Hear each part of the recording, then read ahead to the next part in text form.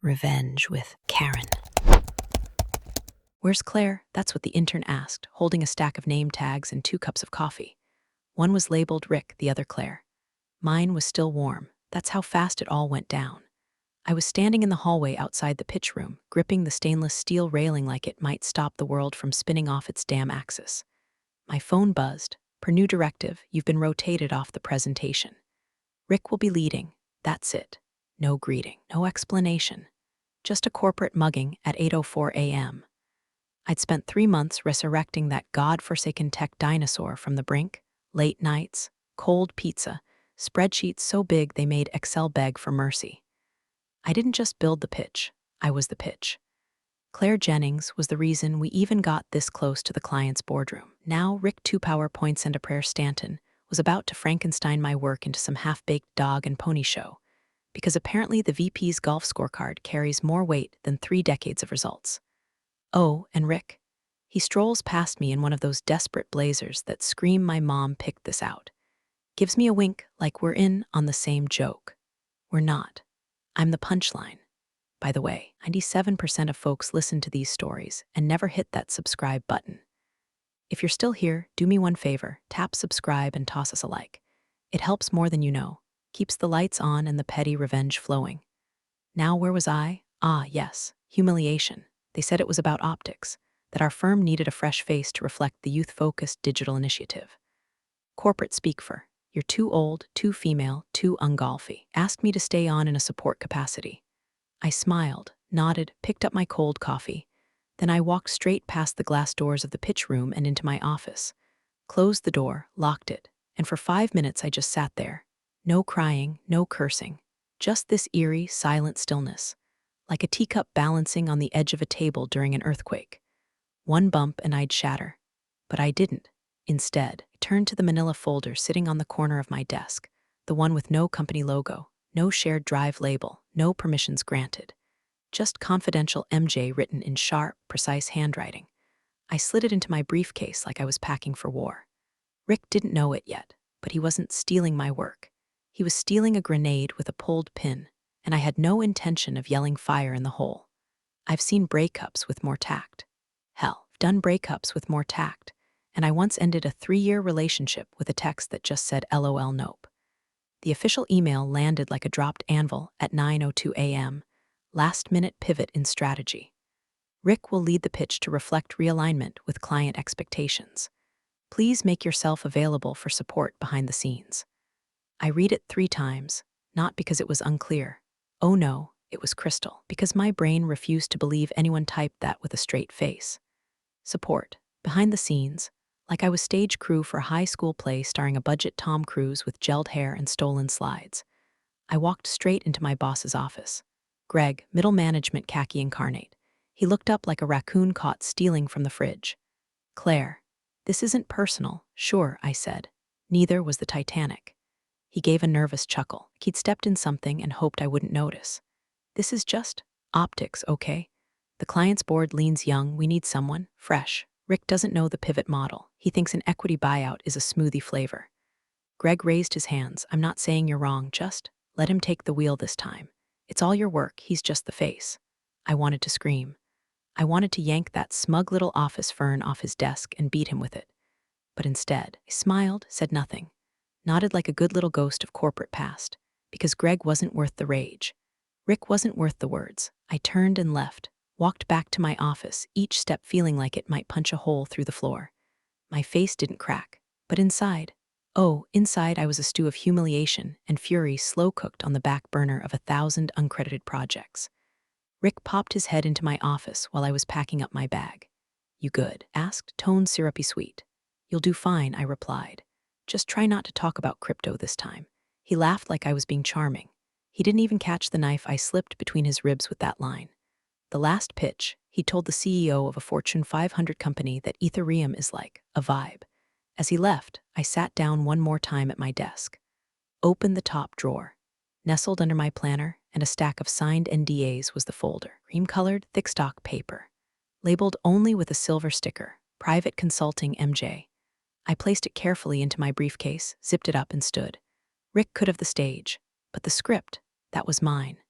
The break room microwave blinked 12 o'clock like it, too, had given up on this place. I sat there on the scratched vinyl bench, alone with a lukewarm mug of peppermint tea and the quiet hum of a fridge that sounded vaguely like it was plotting a murder. No one looked at me as they passed. Not the interns, not procurement, not even Sheila from HR, who normally couldn't pass up a chance to pretend we were friends. Word travels fast in open-plan purgatory. Claire got rotated off. Claire's out. Claire's done. I sipped my tea. No tears. Crying would have felt like giving them something they hadn't earned. Instead, the memories rolled in like slow poison. That Q4 project I rebuilt from rubble, Mike got the bonus. Presentation in Dallas, I ghost wrote on a red eye with a sinus infection. Jason thanked the whole team. The onboarding system that saved the company $1.2 million. Greg's LinkedIn profile says he championed it. I used to tell myself I was above keeping score. Turns out I was just burying the receipts. I stared into that bitter little mug like it might show me the future. It didn't. It just smelled faintly of burnt plastic and broken trust. My phone buzzed. A calendar reminder I didn't set. MJ NDA expiration in 4 days. My hands moved before my brain did. Contacts, scroll, mark MJ, tap. Ringing. He answered on the second ring, voice crisp as ever. Claire, is the NDA still valid? A pause, then yes, until Monday. Why? I want to meet. In person, location, somewhere neutral, you pick, copy. I'll have my assistant book it. I hung up. Then I opened a new browser tab, typed in Deltacom. Booked a one-way ticket for Saturday morning. First class, window seat. No expense report submitted. Back at my desk, Rick's voice echoed down the hallway, loud, fake, performative laughter. He was workshopping his opening jokes, probably. Something about synergy. Or maybe another story about getting drunk at CES and waking up in a bathtub of Red Bull. He had no idea.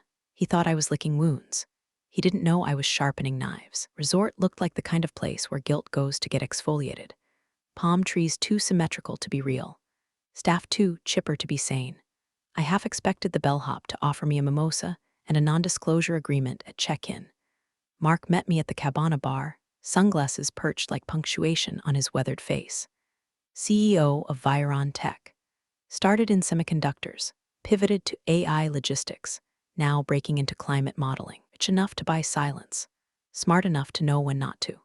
Claire, he said, standing, no handshake, just a crisp nod and a glance around. I assume you're here for more than the view. I'm here because your Monday meeting's about to be a train wreck, I said, setting my briefcase on the teak table like it was the Ark of the Covenant. He raised a brow. Rick, he doesn't understand your new model. He still thinks your revenue strategy is B2B licensing. Meanwhile, teams quietly building predictive analytics to preempt global bottlenecks. His pitch is a nostalgia tour for a business you've already left behind. Mark didn't argue, just gestured to the waiter for 2 espressos. I opened the folder. Out came a copy of the original NDA, signed by both of us under a different company shell, my LLC, registered in Delaware. A list of Zoom transcripts. Annotated mock-ups I'd built off their raw data. Prototype of their new client dashboard, personalized and pain-tested under simulated supply chain collapses. All the stuff Rick didn't even know existed. Mark whistled low. You've been busy. I was contracted to be. He leaned back, and your firm thought they could just reassign you. They said it was a strategic pivot. His lip curled. They're not wrong. We are pivoting, just not the direction they think. For a second, we just sat there, 2 professionals surrounded by honeymooners and mojito pitchers, talking quiet treason in broad daylight. Then he said, would you take it solo? I already filed the paperwork. Jennings Consulting. Active as of last Thursday. You realize this burns your bridge. I looked him in the eye. I didn't come here to keep the bridge. I came to build a better one. Mark nodded once, slowly. Then he reached for his phone, tapped a few times, and handed it to me. Draft the agenda. Walk in Monday as our lead. I'll handle the fallout. As I typed, the resort's ambient music shifted to some tinny acoustic cover of Burning Down the House. Seemed fitting. Monday smelled like scorched toner and overconfidence. Rick was already holding court in the war room, sleeves rolled up like he'd lifted anything heavier than a startup prospectus. His voice boomed across the floor. We're going with big energy today, team. Eye contact. Buzzwords. Make M feel the innovation. I slid past the glass wall, unseen, or rather, unbothered with being seen. My heels didn't click. My bag didn't jingle. I moved like fog. At my desk, the mug with World's Okayest Consultant was still exactly where I left it, half full of now toxic herbal sludge. The dead piece lily beside it had given up months ago. I'd kept it as a metaphor. I powered on my computer, opened a blank document, titled it Formal Resignation Effective Upon Signature. I filled in every line. Salary, tenure, accomplishments.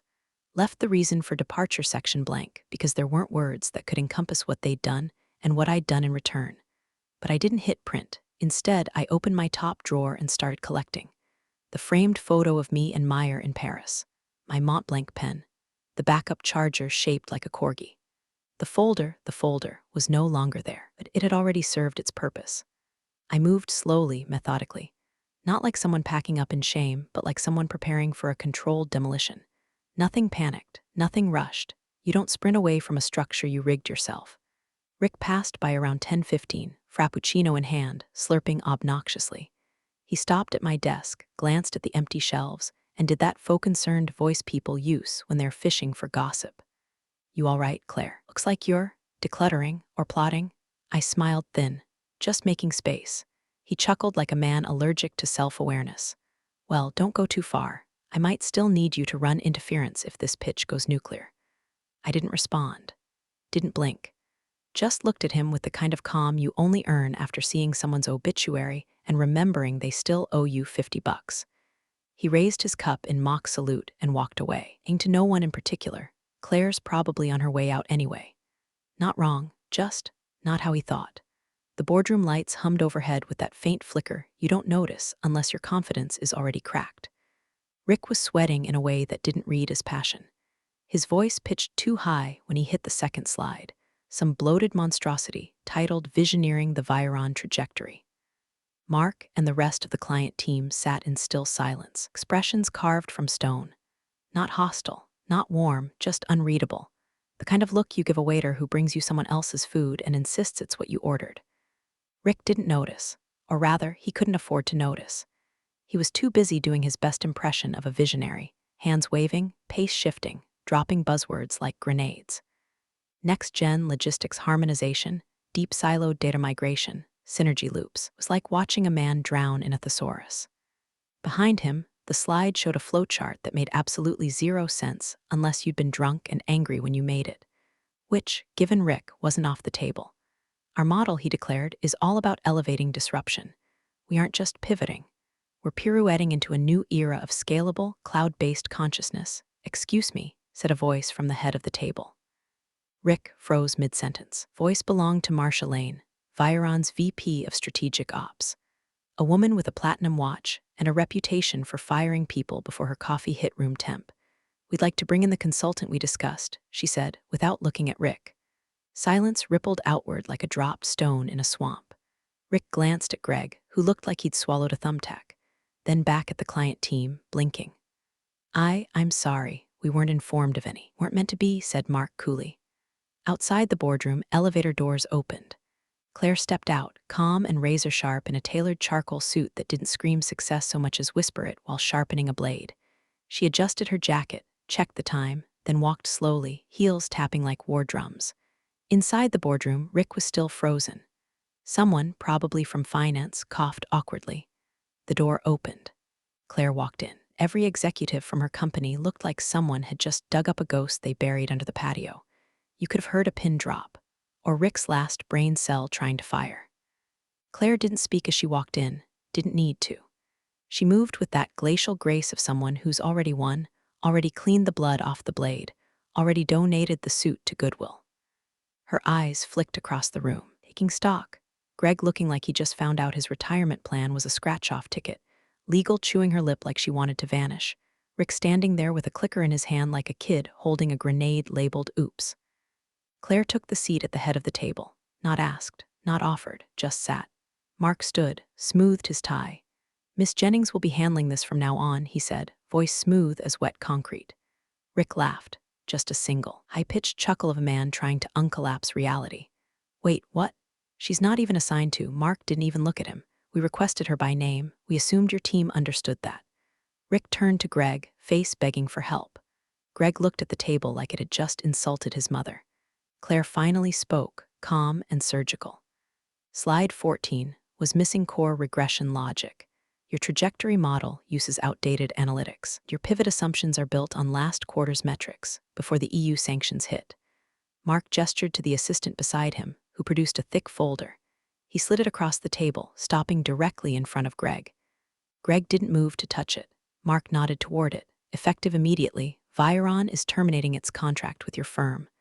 Rick made a small, involuntary sound, somewhere between a hiccup and a prayer. Claire opened her laptop. Not rushed, not smug, just done with the acting portion of this drama. We've already onboarded, she said. Phase 1 begins next week. I've brought the updated deliverables for the transition. NDA extensions will be filed by close of day. No one spoke. Even the AC vent sounded like it was holding its breath. Claire looked at no one from her old company. Not Greg, not Rick, not the marketing manager who once called her office mom in a meeting. We're ghosts now, and she had long since stopped believing in hauntings.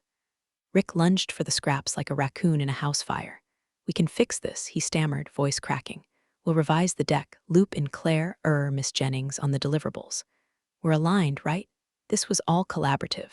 Mark didn't even blink. We've already signed a direct contract. Jennings Consulting will handle our transition. We no longer require a middleman.